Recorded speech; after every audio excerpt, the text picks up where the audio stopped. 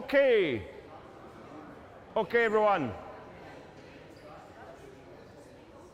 If you could all take a seat. I appreciate we're running a bit late, but everyone's arrived now. Thank you all for coming. I'll just wait for everyone to get settled before cracking on. So I think we're all aware, we heard in November 2021 that the GHA, as it was called then, wanted to bring down 600 homes, 4 high flats, 26-storey blocks that were built in the mid-20th century. And tenants received a missive through the door saying that this was happening, and also a consultation. So the decision was taken prior to the consultation. But I do want to address the consultation because you'll have heard in the media perhaps that 85% of Wyndford residents support the demolition. And apparently that rises to 87% if you take some sections of the estate. The GHA said it had 300 responses. But it's important to bear in mind, we didn't know the methodology. Now, there was a questionnaire put round when they put round that initial, we're bringing your house down. And it had very leading questions like, how excited are you to see the demolition of this and 73 million, you know, leading questions, nonsense. So it was difficult to understand how they arrived at this 85% figure. And thankfully, Pam and our group put in a freedom of information request. And it was very telling. We just received this a couple of weeks ago, a very telling freedom of information request. Because apparently the method that the GHA, now Wheatley Homes Glasgow, but the GHA, used to arrive at that 85% figure was they inferred it. They inferred it by the housing officers. So the housing officers, rather than the tenants, got to decide what the tenants thought. So they picked 85%, but they could have picked 100% because the housing officers were the way in which they did that analysis, did that consultation. Now, I don't know about you, but that doesn't seem like a free and fair process. Imagine we asked the Conservative government to infer our voting preferences. You know, you can see the problem there. So we don't take that 85% at all seriously. And in fact, we are launching our own community consultation. We have a student working with us who's going to be doing door chapping and finding out what people actually think. But we know for a fact from our own door chapping, from meetings like this one, from talking to people, that there's nothing like 85% for demolition. In fact, most people in the scheme favour retention when it's explained what the GHA's proposals actually are. And I want to come on to the GHA's proposals because 2 weeks ago in the media we were told there will be 250 socially rented homes and 50 mid-market rent. Then 2 days later there'll be 255 socially rented homes and 45 mid-market rent. Now, I want to talk a wee bit about mid-market rent. That's a thing that the Scottish Government funds because it's considered affordable. Mid-market rent is up to 80% of the market rent or a ceiling, and the ceiling round here is £900 a month. So what they do is they look at what you can get in the private rented sector for a family-sized house, which is what they're proposing to build. And what you can get in the private rented sector, I stay on Glenfinnan Drive. Opposite me, a landlord has taken the identical house to my own, 3-bedroom house, and turned it into 4 box rooms. They've stripped out the kitchen. That's another box room. That landlord is charging £2,100 a month to stay in that flat. Now, obviously people's mortgages vary. The Housing Association charges nothing like that. But if 80% of the market, and the market is 2,100%, or a ceiling of £900 a month, that's £900 a month, right? So what GHA is proposing with the mid-market rent is £900 a month homes. So that's well outside of the price bracket that Maryhill people can afford to rent. But on top of that, mid-market rent has other aspects. Although it's housing associations that provide it, councils in some parts of the country as well, although it's these social landlords that provide it, the tenancies are private sector tenancies. So it's exactly the same as if you got a private let. So you don't have as much protection. But more than that, you have to be earning over £21,000 a year and be in full-time work. So that rules out a huge tranche of the estate. And when we're talking about the people staying in the 600 homes in the 4 26-storey blocks, how many of them are earning over £21,000 a year in full-time work? Very few.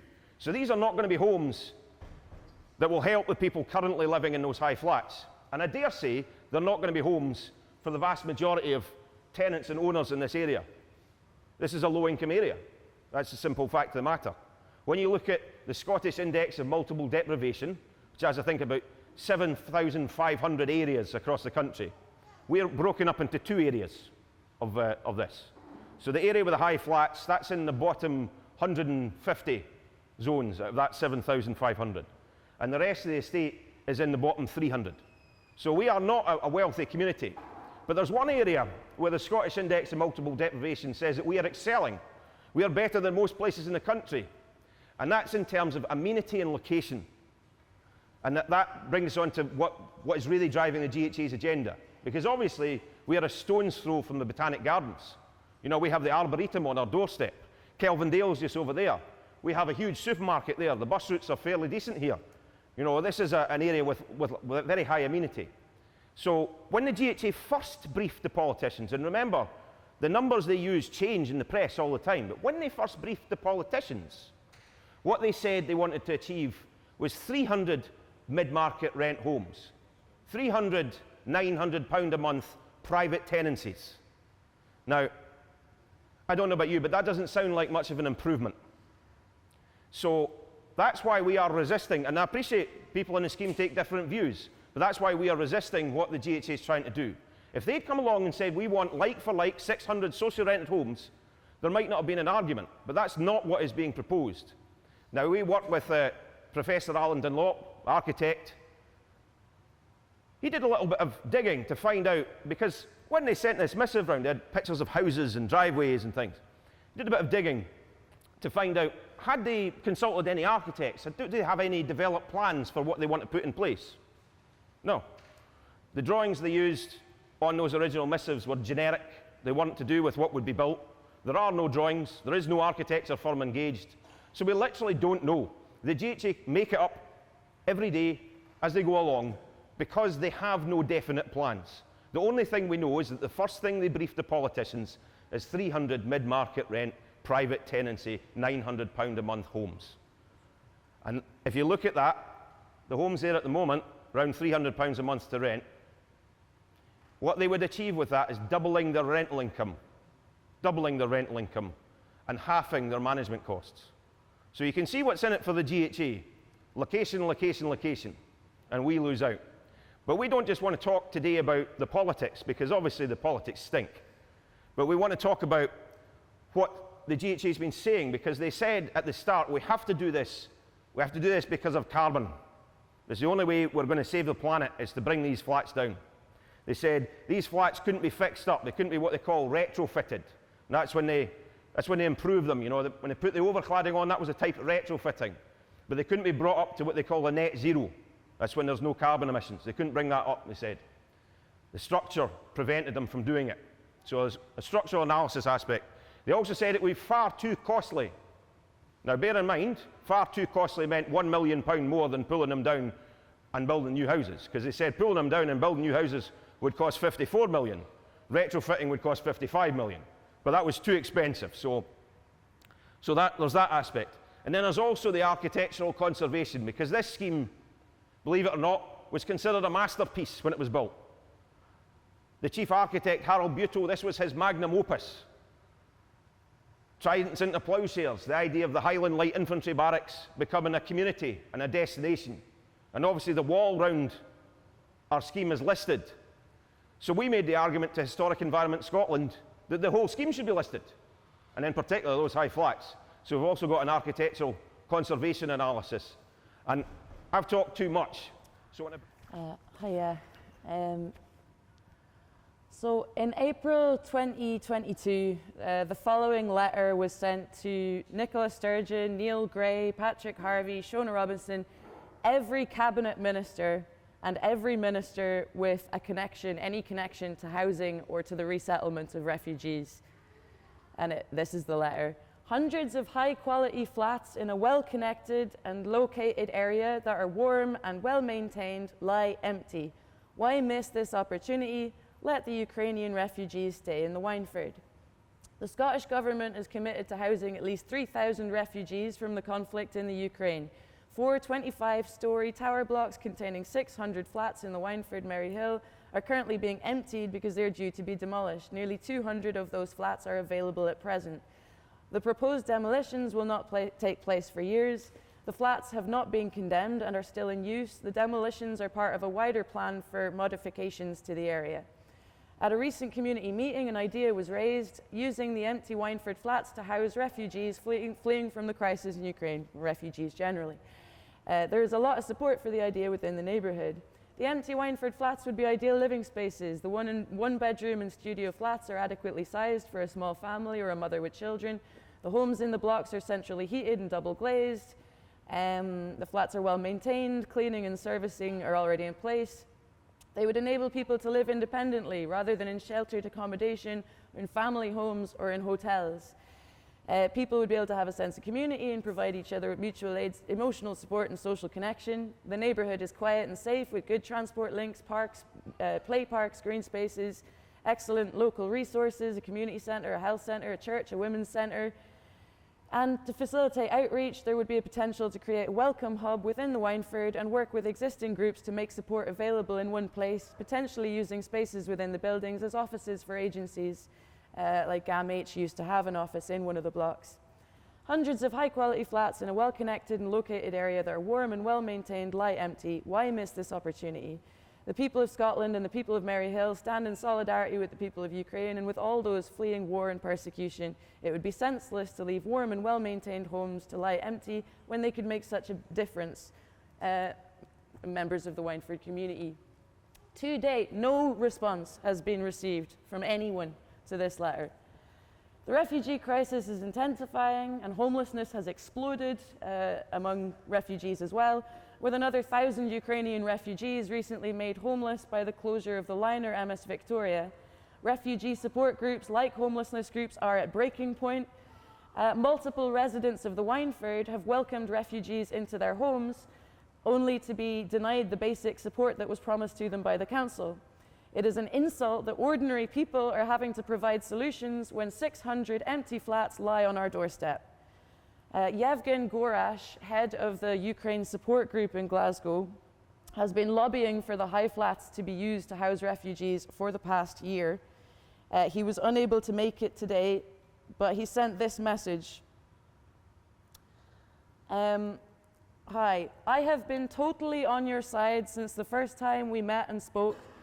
I have spent the whole year trying to push forward the idea of saving the Wyndford Towers. I have even delivered it personally to Lord Harrington, who was Minister of Refugees at that time. I spoke to Neil Gray numerous times about this issue, all in vain, just banging my head against the wall, just sacrificing time and effort for nothing. Why is it possible for tower blocks scheduled for demolition in North Lanarkshire to receive £2,500 of investment per flat to be used as emergency accommodation for refugees, despite having Grenfell-style cladding, but when we offer a better solution, we are ignored?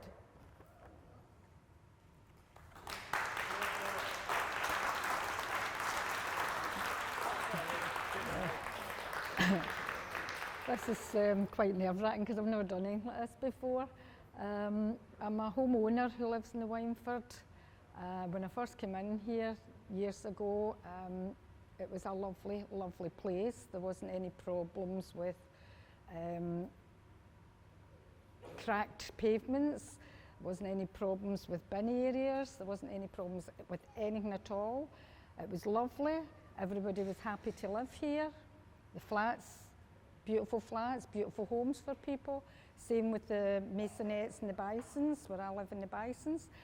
And I'm a bit disgruntled and a bit disheartened really that the council can do this to people, to put them out their homes, and what they're going to do to the lovely Wyndford with the pulling of these flats down.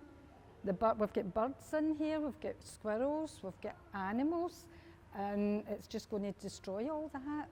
Also the ozone layer. I'm just kind of upset about it all, and I would like something done that we all fight together, homeowners and tenants, to fight the factor and to fight the Wheatley group, because they're winning all the time. I mean, how many years, centuries and centuries and centuries, you've had the old buildings that are the red sandstone buildings and the other buildings that they pulled down, that all they had to do was retrofit them and make them bigger, but they kept pulling all these beautiful houses down from years ago, the tenement buildings, and they've not learned anything, because as you just said, they're doing the same thing after again and again and again. And I think it's time we all fight to save these flats and give people homes, because there's a lot of people homeless. For people's well-being, get them out of hotels, get them out of temporary accommodation and give them proper homes, which they are. And I know what you're talking about with the modern houses that get built, they don't last. I mean, you buy a house and it comes kind of half built for you already, just to get in there and finish off the rest of it. They're not built the way these flats were built. So that's all I can really say. You know, I don't really know much else to say.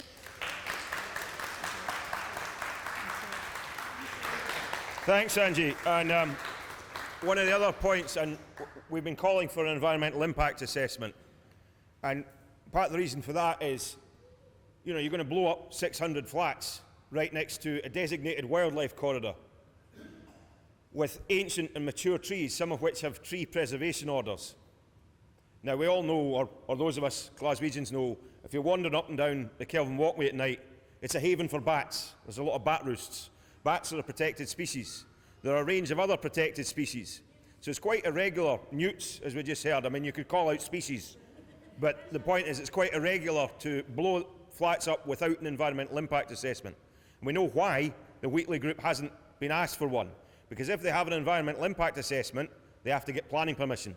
And the council has moved heaven and earth to avoid Wheatley having to pursue planning permission, because they wouldn't get it.